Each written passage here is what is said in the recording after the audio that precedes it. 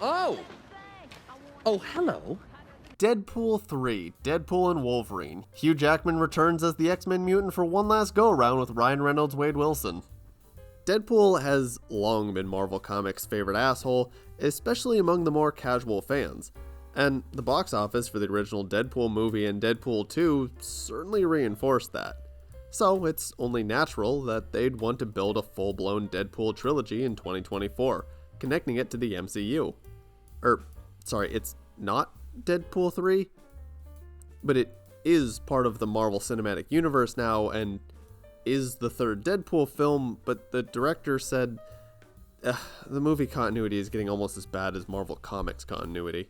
With massive flops like Ant-Man Quantumania, The Marvels, and the general public getting burnt out from all of the Disney Plus streaming shows, movies, and confusing timelines, the only big things that they were really pushing for in 2024 and 2025 were former 20th Century Fox properties, a Deadpool movie and a Fantastic Four reboot.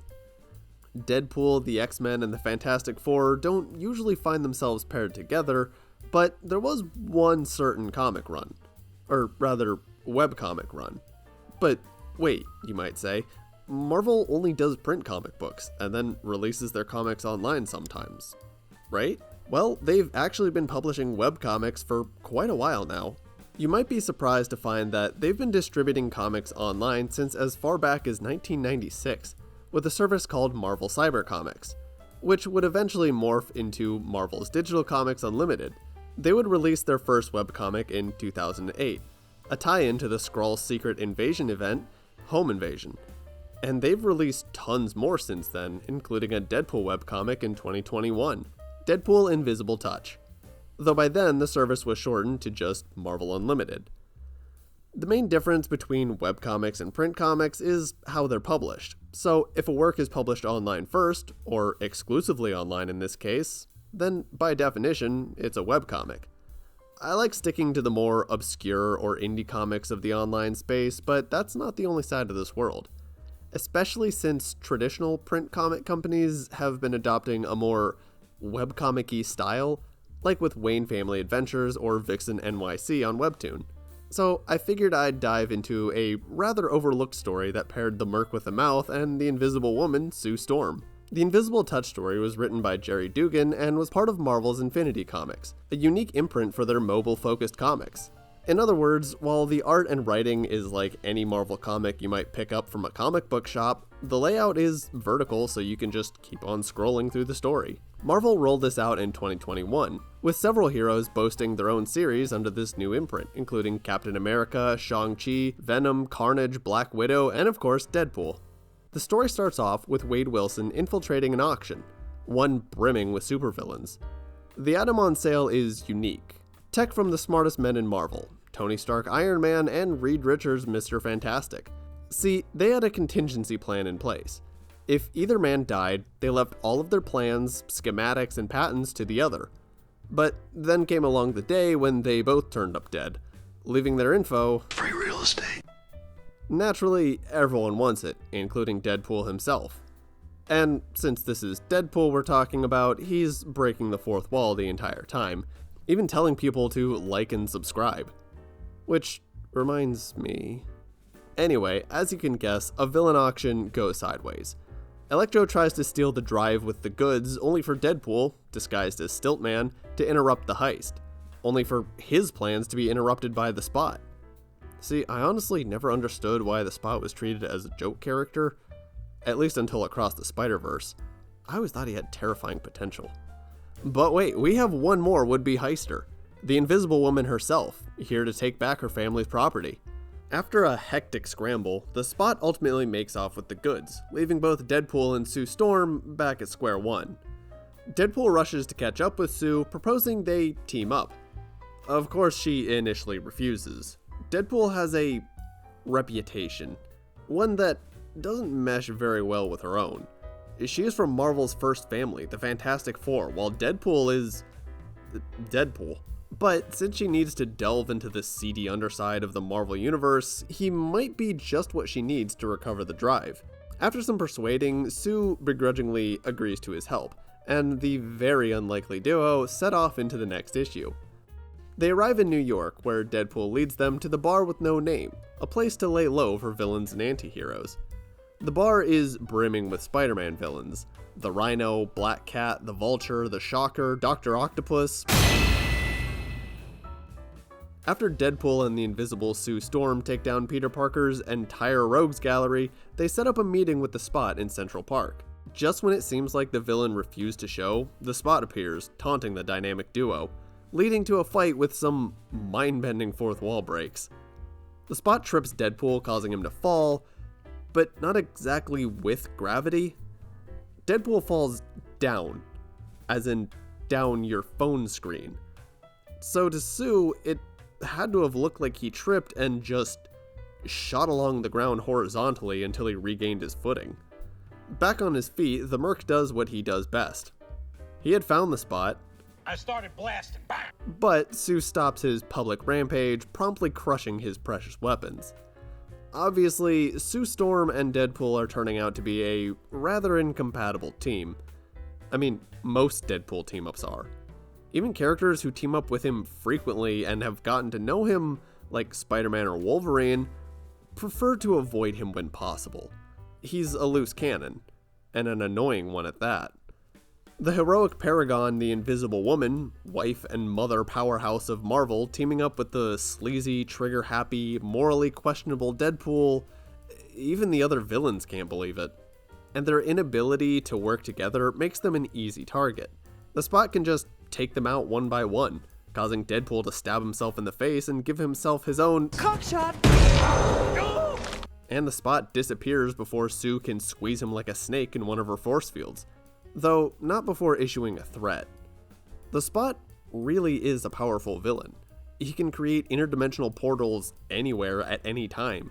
He can teleport, redirect basically any physical attack. He's a force to be reckoned with. So Sue doesn't take it lightly when he threatens to launch an assault on the Baxter Building. Sue and Deadpool regroup at the Fantastic Four's headquarters, with Ben Grimm misreading the entire situation. It's clobbering time. Sue grabs a dimensional portal analyzer from Reed's lab, an invention to allow them to track the Spot's portals. It's a really bittersweet moment. This whole thing started because Reed Richards died and years of his life and work were stolen, only to be auctioned off to the grimy underworld of the Marvel Universe. His sacrifice was... wait, sorry, he's alive? Or re-alive? It's comics. Death is basically a paid vacation for these guys. Or, for Deadpool, death is your girlfriend sometimes. Anyway, the fact still stands that the Spot is at large, and Sue and Deadpool need to catch him, even though Deadpool is still recovering from the clobbering the thing gave him. Deadpool admits that while his healing factor is second to none, he still feels every bit of pain when he's hit. His brain is particularly vulnerable. It's slower to heal, which is why he tends to be forgetful. Most characters view him as a punching bag, but it might not be a fair assessment. Sue asks why Deadpool's helping her. He made it clear that he didn't plan to steal it and sell it himself, so why? Well, as it turns out, it's about his daughter. For those out of the loop, Deadpool has a daughter named Ellie. It was a kind of "you are the father" situation, and he usually keeps his distance from her because of his specific line of work. But that doesn't mean he wants to be absent from her life entirely. The real reason Deadpool is after the stolen drive is because he wanted to trade it for an hour of visitation with Ellie. This strikes a chord with Sue, one of the precious few characters who've been allowed to develop over the years and have a family and kids. And she admits that Deadpool isn't what she expected. Of all the characters in the Marvel Universe to canonically hold a certain respect for Deadpool, Sue Storm would be my last guess, but here we are. But enough with sentimentality. There's a final confrontation on the horizon, and these two are actually going to work together this time. They get the jump on the Spot and recover the drive, only for Deadpool to get surprise blasted by the Spot's buyer, none other than Dr. Victor Von Doom himself. Dr. Doom has taken on the entire Fantastic Four on plenty of occasions, and won on several. Pitting just Sue against Dr. Doom and the Spot would be child's play. if not for Sue forming a force field inside the Spot's head and slowly expanding it. The Spot doesn't mess around and leaves the situation post-haste. Deadpool is continuously swiped aside by Doom and raging Sue. She threatens to peel Doom's armor from his body, only for him to openly remove his mask to Sue's horror. Except, it's not actually Doom. Someone else was behind this entire plot. It's Tony's stank. He was the one who hired the Spot to steal the drive.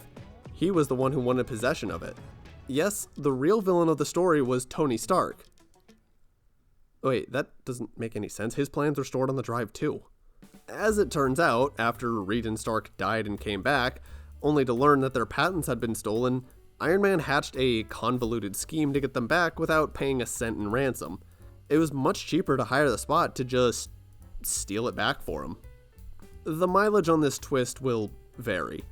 On the one hand, it keeps the series lighthearted and very low stakes. On the other hand, it removes practically any drama there was to be had because there essentially never were any stakes. But that doesn't mean it was all for nothing. Stark stands by confused as Sue rushes to the unconscious Deadpool's side. Like I said, most characters view him as a damage sponge, a chew toy, just Deadpool. But Sue has a new empathy for the mutant. As the three part ways, Sue tells the recovering Deadpool that he fought valiantly, that he saved the day, they recovered the drive, and everything worked out, with Deadpool saying that next time, Sue can be the one to save the day. In and out, just like that. It's not the deepest story, it doesn't have wide-reaching effects across the Marvel Universe, it's just a very self-contained series. In fact, all of the Infinity comics that released around this time followed the same trend. In the Venom webcomic, we get a classic versus battle between Venom and Carnage. Nothing really new develops for them. In the Shang-Chi webcomic, a new villain was introduced, Dr. Gelsimium?